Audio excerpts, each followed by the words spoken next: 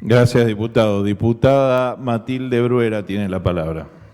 Bueno, gracias, señor presidente. Me quiero referir en esta manifestación a un tema que ha ocurrido esta semana y que tiene la semana pasada y que tiene que ver realmente con la justicia, ya que hoy hemos hablado de la integración judicial, de la perspectiva de género, de la destitución de un juez y demás. Hay otras cuestiones de la justicia que también preocupan seriamente y ha sido la famosa y promocionada reunión de la Corte y los jueces federales en una facultad de Derecho de la Universidad Nacional de Rosario. En primer lugar, causa preocupación que una facultad de Derecho de la universidad pública reciba a esta Corte Suprema, entre comillas, mal constituida, la Corte del 2x1. Hoy se ha repudiado una propuesta de designación de una persona cuestionada por su trayectoria en materia de derechos humanos. Con mucho más razón es cuestionada esta Corte por el famoso fallo del 2x1, que fue repudiado por el Congreso Nacional y fue declarado de nulidad absoluto, inédito en la historia judicial como cuestionamiento a un máximo tribunal. Una Corte que viene siendo regresiva en materia laboral, violando el principio de progresividad y no regresividad que la obliga a defender el avance de los derechos y no el retroceso. Es la Corte de la flexibilización laboral en materia de relación de dependencia, en materia de protección a los activistas gremiales, en materia de despido arbitrario, en materia de tope a las indemnizaciones y ha transformado a las ART en un sujeto de tutela para el derecho laboral, desprotegiendo a los trabajadores.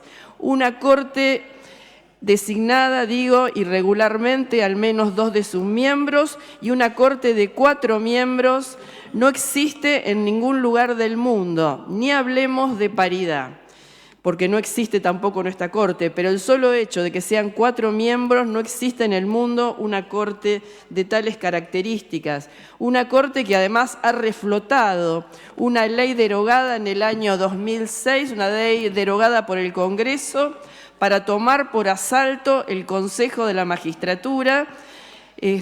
Rosati, quien se ha autovotado para ser presidente de la Corte, se ha autoelegido presidente también del Consejo de la Magistratura, lo cual estaba absolutamente prohibido. Esta misenecén de la reunión de los jueces federales, que fue realizada también vergonzosamente en una facultad de Derecho que se ha prestado para eso, con la excusa de abordar el problema de la seguridad. Lejos se puede abordar el problema de la seguridad en una reunión endógena de jueces federales que usan a la universidad pública como lugar, nada más que como espacio de reunión, porque se reunieron de espalda a la sociedad y de espalda a la comunidad académica y de espaldas a todo el mundo. No hubo ni diagnóstico de situación, ni siquiera autocrítica por la situación de organización de la justicia federal, que justamente se viene oponiendo a la implementación de la reforma procesal penal votada y aprobada en el año 2015.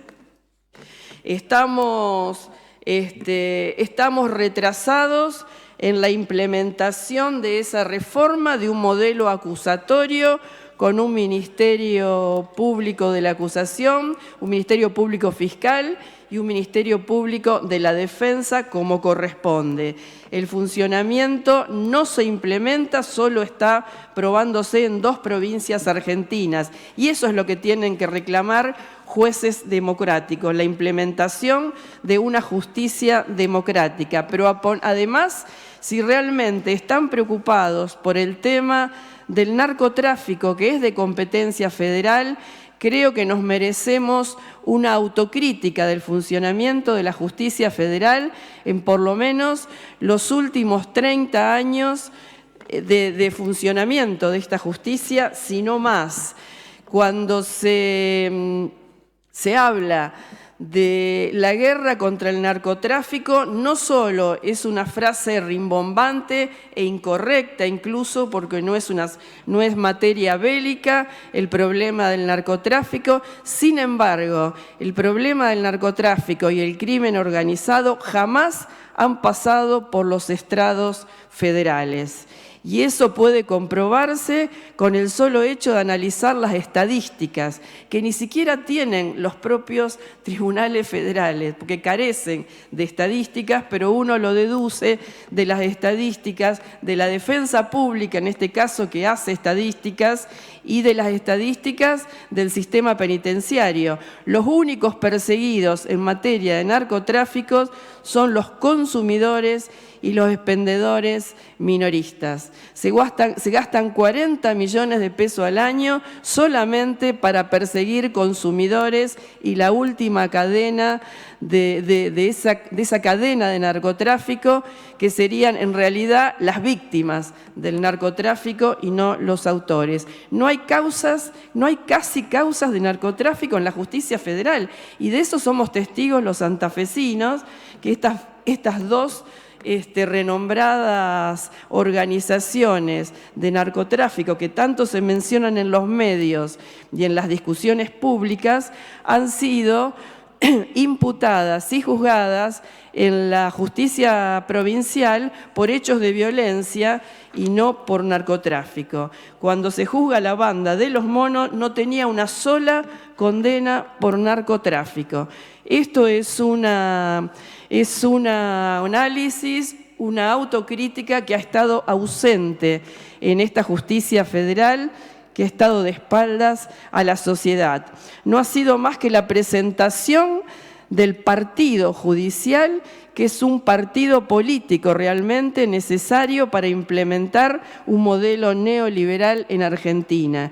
Y no ha sido más que una oportunidad de mostrar una foto pública que no es más que la conformación de una coalición política afín a este modelo neoliberal, y se ha convertido la universidad pública en un verdadero comité de un partido político. La propuesta de Lorenzetti sobre una agencia de coordinación, etcétera, etcétera, realmente es vergonzosa, porque es una violación del sistema republicano que confunde funciones del Poder Ejecutivo, del Poder Judicial y del Poder Legislativo. Por eso creo que realmente es muy preocupante. Los problemas de seguridad deben ser abordados seriamente con una reforma integral de la policía, que es lo que hay que hacer en esta provincia, con un diagnóstico general y particular y con una política criminal seria.